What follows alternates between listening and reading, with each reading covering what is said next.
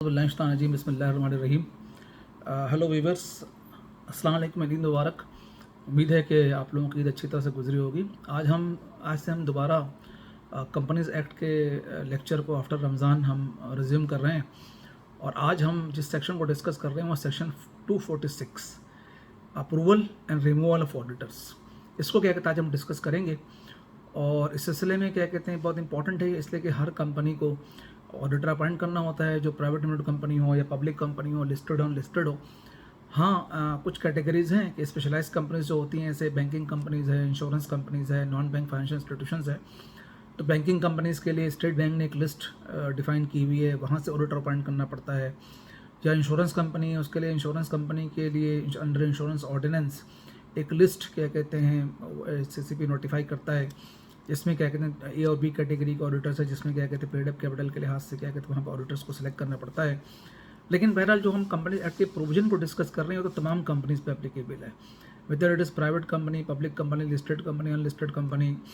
किसी भी सेक्टर की कंपनी, उनको क्या कहते हैं इन कंपनीज को ये रूल एंड रेगुलेशंस को फॉलो करना ही करना है। जैसे अगर कोई भी कंपनी, तो उसको अगर कोई कंपनी इनकॉर्पोरेट होती है तो इनकॉर्पोरेशन होने के जो जैसे भी कंपनी इनकॉर्पोरेट हो जाती है तो विद इन 90 डेज की रिक्वायरमेंट है कि जो उसके ऑडिटर को अपॉइंट हो जाना चाहिए। 90 डेज़ के अंदर क्या कहते हैं ऑडिटर अपॉइंट होता है, जो कि फर्स्ट ऑडिटर क्या कहते हैं कंपनी में कहलाता है। और फर्स्ट कंपनी के ऑडिटर को जो अपॉइंट किया जाएगा तो फिर जाहिर है कि नॉर्मल कंपनी जो है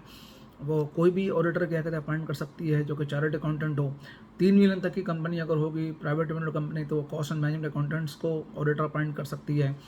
इस तरह बहुत सारे ऑडिट के लिए क्या कहते हैं कोई भी ऑडिटर क्या कहते हैं अपॉइंट हो सकता है। बैंकिंग कंपनी के एसेट्स को अगर वेरीफाई करना हो तो स्टेट बैंक के जो रेगुलेशन के तहत जो cost and management accountant, chartered accountant दोनों अपॉइंट हो सकते हैं। इस तरह इनकम टैक्स ऑर्डिनेंस के तहत भी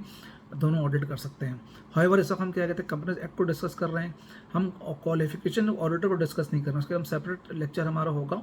जिसमें हम क्वालिफिकेशन ऑफ ऑडिटर्स को डिस्कस करेंगे। किस कंपनी के लिए कौन सा ऑडिटर क्या कहते होगा, कहाँ पे चार्टर्ड अकाउंटेंट्स अपॉइंट होंगे, कहाँ पे cost and management accountant appoint होंगे, वो हम सेपरेट डिस्कस करेंगे। आज हम सिर्फ डिस्कस ही कर रहे हैं कि जो अप्रूवल जो है ऑडिटर के जो रिमूवल है या अपॉइंटमेंट है उसको डील करता है section 246 of the companies act 2017। उसको हम इस लेक्चर के अंदर डिस्कस कर रहे हैं। तो सबसे पहली बात ये है कि जो फर्स्ट ऑडिटर अपॉइंट होगा वो 90 days with in 90 days company के इनकॉर्पोरेट होने के अंदर तो क्या कहते हैं अपॉइंट होगा। और वो जो क्या कहते हैं ऑडिटर अपॉइंट होगा वो जो है वो फर्स्ट एनुअल जनरल मीटिंग के कंक्लूजन तक ऑडिटर रहेगा। नेक्स्ट ऑडिटर जो अपॉइंट होगा वो ऑडिटर अपॉइंट होगा एनुअल जनरल मीटिंग के अंदर, जबकि क्या कहते हैं फर्स्ट ऑडिटर रिटायर हो जाएगा। अब जब नेक्स्ट ऑडिटर जब होगा तो अब जो कंपनी जो ऑडिटर ऑलरेडी क्या कहते हैं मौजूद है उसको भी कंसिडर कर सकती है कि उसको रीअपॉइंट किया जाए या नए ऑडिटर को भी अपॉइंट किया जा सकता है। इस तरह से जो मेंबर हैं या कोई ग्रुप ऑफ मेंबर्स कि जिनके पास शेयर होल्डिंग जो है नॉट लेस देन 10% क्या कहते हो या अप टू 10% शेयर होल्डिंग क्या कहते हैं मिनिमम उनके पास है, वो भी क्या कहते हैं कोई ऑडिटर रिकमेंड कर सकते हैं, सब्जेक्ट टू के उन्होंने पहले से उस ऑडिटर से कंसेंट हासिल कर लिया हो कि हम आपको एनुअल जनरल मीटिंग के अंदर हम ऑडिटर रिकमेंड कर रहे हैं। ठीक है ना। तो जो ऑडिटर है, अगर आपने क्या कहते हैं उसी ऑडिटर को अपॉइंट किया है कि जो ऑडिटर क्या कहते हैं पहले से काम कर रहा था और आपने क्या कहते हैं उसको अपॉइंट कर दिया, फिर तो क्या कहते हैं कोई मसला नहीं है, वो एजीएम क्या कहते हैं रीअपॉइंट कर देगी उस ऑडिटर को। लेकिन अगर कोई ऐसा ऑडिटर अपॉइंट कर रहे हैं आप जो कि क्या कहते हैं किसी मेंबर ने रिकमेंड किया है, वो नया है जो पिछले ऑडिटर नहीं था, या क्या कहते हैं कंपनी चाहती है कि जो पिछले ऑडिटर को अपॉइंट ना करें हम नए ऑडिटर को अपॉइंट करें, तो as per the provisions of this company act उसके अंदर ये है कि अगर आप कोई अदर ऑडिटर अपॉइंट कर रहे हैं, रिटायरिंग ऑडिटर के अलावा कोई ऑडिटर अगर अपॉइंट कर रहे हैं, तो रिटायरिंग ऑडिटर जो है उसको राइट टू रिप्रेजेंट होगा कि ठीक है कि वो right to represent in writing, कि वो इन राइटिंग जो है at least 2 days before the annual general meeting वो क्या कहते हैं कंपनी को एक रिप्रेजेंटेशन देगा इन राइटिंग कि जी अपनी जस्टिफिकेशन क्या है तो उसके बयान कर सकता है, या कोई ऐसी चीज़ जो अगले ऑडिटर को बताना चाहता हो या बोर्ड को बताना चाहता हो, वो चीज़ उसके अंदर वो क्या कहते हैं लिखेगा। और जो उसकी रिप्रेजेंटेशन होगी वो एनुअल जनरल मीटिंग के अंदर क्या कहते हैं रीड आउट की जाएगी। यहाँ ये बात काबिल ज़िक्र है कि जो रीड आउट होगा वो एजेंडा चल रहा होगा एनुअल जनरल मीटिंग का, तो before considering the agenda for appointment of auditor, उससे पहले ये क्या कहते हैं रीड आउट क्या कहते हैं किया जाएगा। उसके बाद क्या कहते हैं एनुअल जनरल मीटिंग जो ऑडिटर को क्या कहते हैं वो आप क्या कहते हैं उसकी प्रोसीडिंग होगी अपॉइंटमेंट की। उसके बाद क्या कहते हैं, जो ऑडिटर क्या कहते हैं अपॉइंट क्या कहते हैं होता है एनुअल जनरल मीटिंग में, अगर कंपनी चाहती है कि जी, कंपनी समझती है कि जी मिस्टेक हो गई कि ऑडिटर नहीं होना चाहिए था, या कोई और वजह है और कंपनी चाहती है कि इस ऑडिटर को क्या कहते हैं हम रिमूव कर दें, तो कंपनी स्पेशल रेजोल्यूशन के थ्रू उस ऑडिटर को, जो कि जिसको एनुअल जनरल मीटिंग में अपॉइंट किया गया था, उस ऑडिटर को रिमूव कर सकती है। लेकिन इसके लिए एक प्रोविजन है, उसके लिए कंडीशन है, उस कंडीशन को उसको फुलफिल करना पड़ेगा। अगर वो चाहती है ऐसे ऑडिटर को रिमूव करना जो कि एनुअल जनरल मीटिंग में अपॉइंट हो चुका और उसको रिमूव करना है थ्रू स्पेशल रेजोल्यूशन, ठीक है ना, उसके लिए क्या होगा कि ऑडिटर जो है वो कमीशन से क्या कहते हैं परमिशन लेगा पहले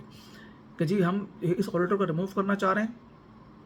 और नए ऑडिटर क्या कहते हैं अपॉइंट करना चाह रहे हैं, और कमीशन के परमिशन के साथ क्या कहते हैं करेगा। इस तरह से क्या कहते हैं जो इस ऑडिटर को रिमूव करने की वजह से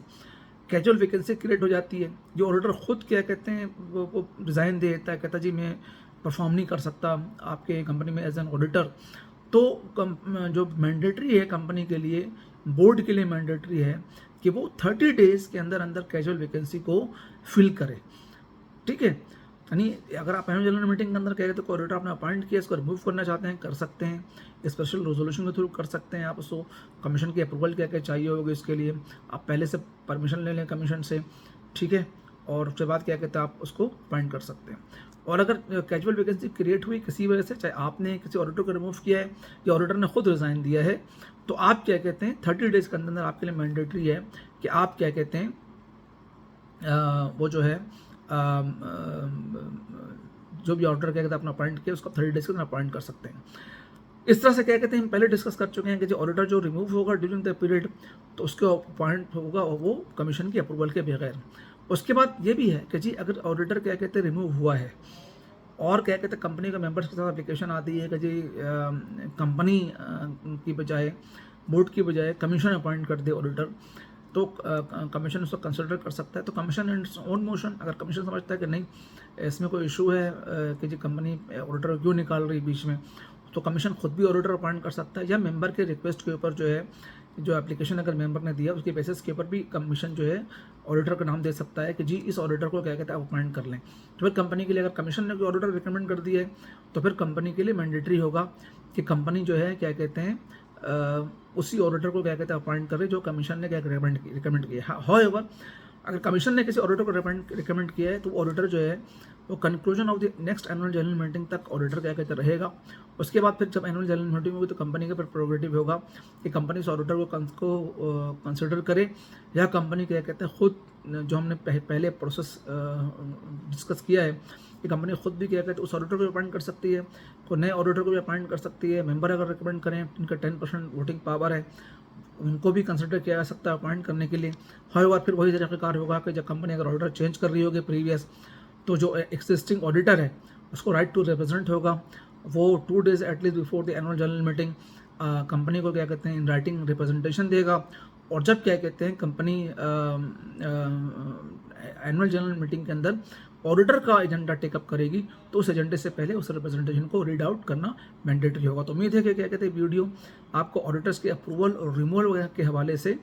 लॉ को समझने में आसानी होगी, और ख़ास तौर पर जो लोग CA या ICMA के कॉर्पोरेट लॉ के एग्ज़ाम दे रहे हैं उनके लिए बहुत इंपॉर्टेंट है, और उसमें क्या कहते हैं इसमें से कई क्वेश्चंस क्या कहते हैं बन सकते हैं। तो मुझे उम्मीद है कि आपको लेक्चर पसंद आया होगा। तो अगर आपको लेक्चर पसंद आया है, आप चाहते हैं कि जब हम इस लर्निंग प्रोसेस को कंटिन्यू करें, क्योंकि हमारा बेसिक ऑब्जेक्टिव ये कि पाकिस्तान के अंदर कॉर्पोरेट गवर्नेंस को सिचुएशन को बेहतर से बेहतर क्या कहते करना, और उसके लिए क्या कहते हैं अपना रोल क्या कहते प्ले कर रहे हैं। आप चाहते हैं अगर आप अपने ये पॉजिटिव रोल प्ले करते रहें तो हमारे चैनल को लाइक भी कीजिए और सब्सक्राइब भी कीजिए। इसके साथ हमें इजाज़त दीजिए। ईद मुबारक, अल्लाह हाफ़िज़।